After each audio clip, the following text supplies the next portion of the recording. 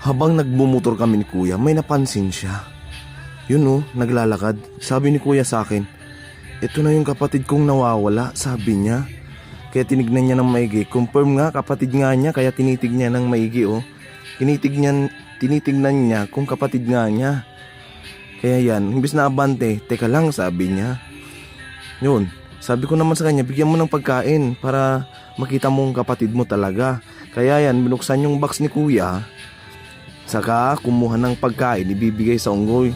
Sabi ko, huwag kang umalis unggoy. Iuwi ka na ng kapatid mo, sabi ko kay kuya. Kaso nga lang natatakot kasi matagal na silang hindi nagkita daw.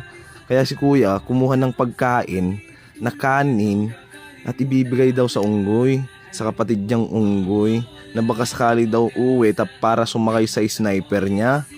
Para maiuwi na daw niya ang kapatid niya, para hindi na daw pagala-gala sa gubat kasi wala nang kinakain. Yan, lumapit kaso takot siya kay kuya. Kaya sabi ko sa kanya, iuwi mo na kuya Willie, kawawa naman yung kapatid mo kako. Pero ayaw talaga ng kapatid niyang unggoy. Kaya yan, binigyan na lang ng pagkain. Saka pagkatapos niyang binigyan, lumarga na rin kami. Diyan ka na lang kung ayaw mong uwi. Total masaya ka naman dyan siguro. O, ang laki ng itlog.